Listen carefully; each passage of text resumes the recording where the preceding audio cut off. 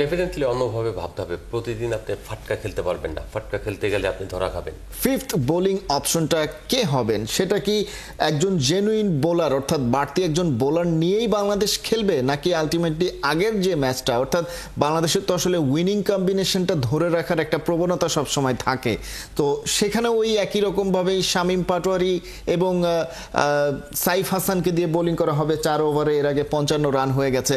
So Bangladesh কি আসলে অন্যভাবে এবার ভাববে কিনা? ডেফিনেটলি অন্যভাবে ভাবতে হবে। প্রতিদিন আপনি ফাটকা খেলতে পারবেন না। ফাটকা খেলতে গেলে আপনি ধরা খাবেন। যেটা হচ্ছে আপনি আফগানিস্তানের বিপক্ষে ওটা খেলেছিলেন এবং সেটা কাজে দিয়েছে। বিশেষ করে আপনারা অল আউট বোলিং করাতে আপনি জিততে পেরেছেন। কিন্তু শ্রীলঙ্কা কিন্তু এই দলটা সম্পর্কে ভালো জানে, বিকজ অফ তারা এই এশিয়া কাপের আগে একটা সিরিজ খেলেছে তাদের দেশে বাংলাদেশের বিপক্ষে।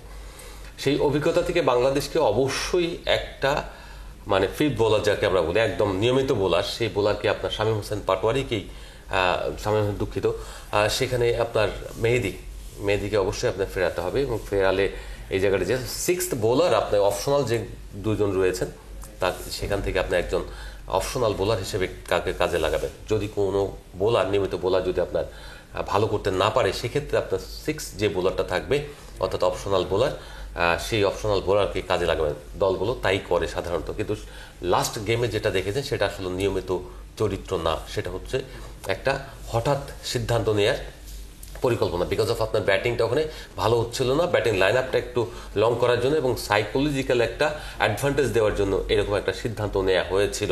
কারণ হচ্ছে আমি না পারলে পেছনে আরেকজন ব্যাটার রয়েছে, সে না পারলে তার পেছনে আরেকজন ব্যাটার রয়েছে, এরকম একটা সাইকোলজিক্যাল ট্রিটমেন্ট বা থেরাপি দেওয়ার পরিকল্পনা ছিল।